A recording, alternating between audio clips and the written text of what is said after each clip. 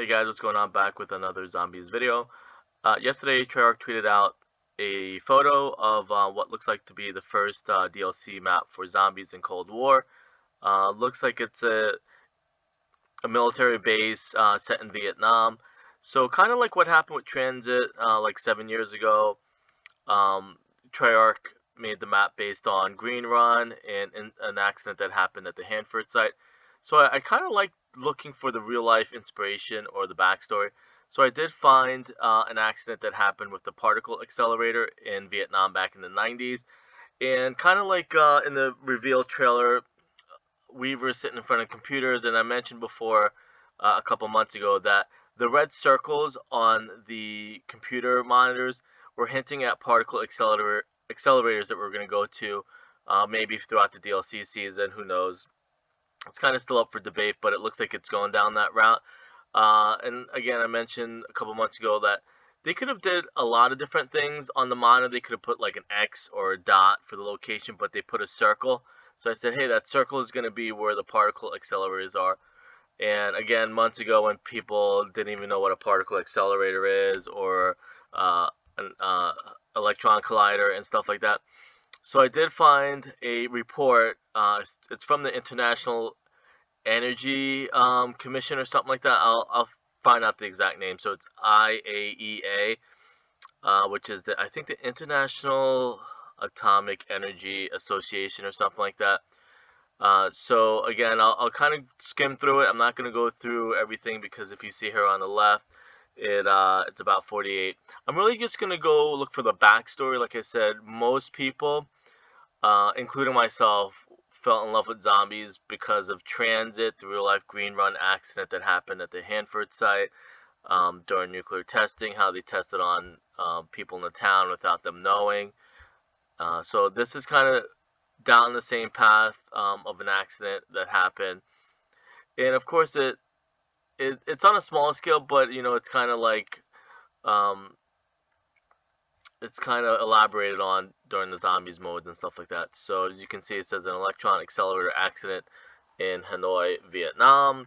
The circle right here is the actual particle accelerator itself, and it shows how like I'm not gonna go through the specifics of how it works, but pretty much electrons get shot. They go in a circle from each end. I think uranium here and maybe electrons here or something like that. They go towards a circle in opposite directions and they collide into each other to create energy or other types of atoms. Again, an accident in Hanoi, Vietnam. It might not have anything to do with it, but I just kind of like pretending maybe that it is, and maybe that's where Treyarch or Call of Duty gets their inspiration from. Because they do a lot of research. They're very clever when they come to the zombies mode and even Blackout now.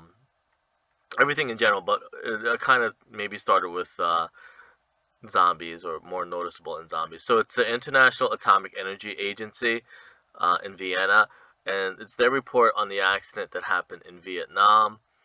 And it's something similar to a Die Machine. There is an accident that's referenced in Die Machine. If you look at it and you go to Dark Ether, there's a megaton that spawns, but his name is Mayak, and that relates to a Mayak accident.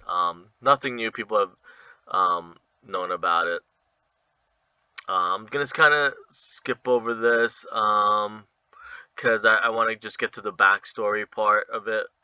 An outline. Okay, so I'm not going to go through every single page. Obviously, like I mentioned, there is an introduction and then there's a review of the accident. So it says, a November 1992 radiological accident involving a research X-ray accelerator at the Hanoi Institute of Nuclear Physics in Vietnam. I always thought Vietnam was one word. Have I been doing that wrong all these years? Unless for some reason the Vienna, whoever put it in 2 words. It resulted in severe exposure of the hands of a member of the staff. The individual, the irradiator facility director, okay, so the director, entered the irradiation room without the operator's knowledge. He was adjusting a sample to be irradiated. I hate that word. When owing Owing to the lack of safety systems or procedures to prevent it, the operator switched on the machine. Exposure to the individual's hands was only for a few seconds, but at a very high dose rate, and the severity of the radiation damage led. Severity of the radiation damage led within months to amputation. Oh wow, of the whole of one of the hands and 2 fingers on the others. You know what's funny? Nah, I don't want to say, because I'm just thinking really quickly, and I don't like doing theories. But there is a poster from IW Zombies with a hand sticking out the sand, and it was inside the radioactive thing. I wonder if that's supposed to be a hint at him. That would be crazy if they did something like that. And it's missing 2 fingers. Okay. In March 1993, at the request of the Vietnamese government, the IAEA sent a team of specialists to Hanoi to assist in the medical treatment of the injured man and to assess the lessons to be learned from the accident. This report details the circumstances of the accident, its medical consequences, and the government response, and recommends actions for preventing similar accidents from happening again and for improving the emergency response of the organization, which may be required to help deal with the actual or suspected cases of the radiation exposure. I'm gonna skip over this because, like I said, I'm not gonna go into every single detail. I'll link it if you guys want to read it, but there is a better one. I'm not gonna go over the outline or the levels of hierarchy, whatever you call it. I'm not going to go over that. There is, I think, section 4 was a really good one. Of course, again, right on cue, that always happens. It's where you can go like 5 days without getting any messages or text or whatever, and as soon as you start recording something. Okay, so I think if I can... Okay, so yeah, section 4, the accent. In mid-afternoon on November 17th, 1992, day 1, I'm not going to go through everything. I'm just going to kind of read a little bit of it. Oh, that's actually pretty cool. Oh, that's pretty awesome. I mean, it's bad, but it's awesome to see a photo. I actually didn't skim through this entirely. Okay, so in mid-afternoon on November 17, 1992, a research group led by the facility director was doing experiments involving irradiation of gold ore samples. As noted earlier, samples could be changed remotely using the compressed air system, but in this case, the first sample was to be changed in just an hour, so they decided to do it by hand. The first experiment went according to plan, when the director and 2 assistants entering the accelerator room and removing the first sample. After positioning the second sample close to the tungsten target, they left the accelerator room and walked towards the control room.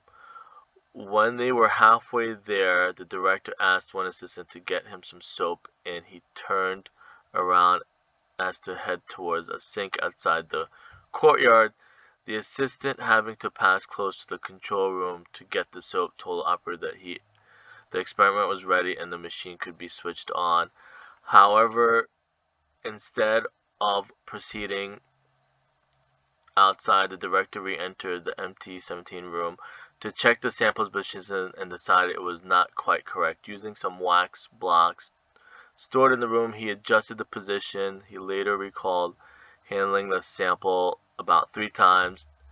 In doing so, his hands were only 3 to 30 centimeters from the target. Unfortunately, at some time during the period, the accelerator had been switched on without his being aware of it. I should probably zoom this in. I think that's my problem. Wait, it is 100%. Never mind. I'm not gonna fiddle with too much. I wonder. No. Okay. Never mind. I'm hoping that everybody can see that correctly, but I don't want to fiddle with stuff. Okay, so it was switched on switched on without his being aware of it. This is definitely translated from another language, I can tell, because the wording is throwing me off. The assistant got the soap and went outside to give it to the director, but he was not in the courtyard. She shouted for him several times, and receiving no reply, ran to the empty room where she found the door open. She again shouted his name. He got no reply. With the generator, air conditioning, could not hear the shouting. However, when the magnetron current is switched on, it makes a distinctive noise discernible above the ambient noise. The director vaguely recalled hearing it, but did not react to its implication. The assistant then ran to the control room and told the operator to stop the accelerator immediately. The MT-17 had been on for about 2 to 4 minutes at a beam current of 6 mu atoms, I guess. Okay, so that's how the accident happened. I'm not going to go again into every single detail, but I guess that's what. Oh, that's pretty interesting. That definitely doesn't look safe. But then again, that was the 90s, and it's in Vietnam, so they don't really have, like it said, too much security procedures, it looks like. Was visible on the screen. The director realized that his hands had been irradiated, but not the seriousness of that exposure. Waiting. So that was the accident. That's just what I kind of want to go over. I mean, everything else is going to be how they probably treated him in the medical. If you're interested in that, hospital in Hanoi.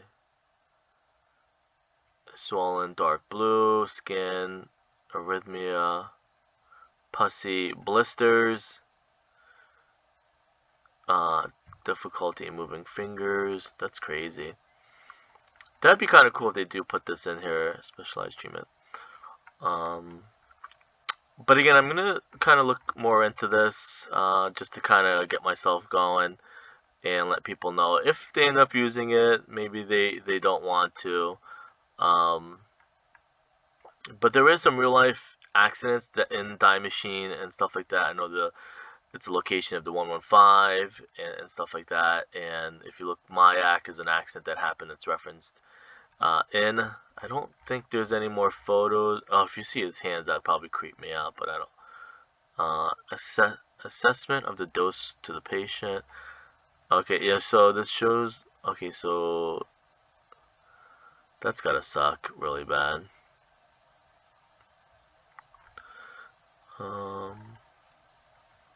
Conclusion. Vietnam, like other developing countries, has given first priority to meeting the immediate needs of its people for housing, education, economic development. HINP limit budget made the purchase of scarce spare parts more difficult and contributed to the likeliness of the accident. HINP staff had the highest academic qualifications, but they lacked sufficient training in radiation protection and failed to build an adequate safety infrastructure. You can tell, it just looks like he's just bending over. These weaknesses were compounded by inadequacies, again, for lack of resources. Yeah, which I kind of said that in the 80s or 90s, and the location. Again, I'm not going to go through every single thing, but just kind of want to put this out there if anybody's interested. Anyways, I'll see you guys later. Thanks.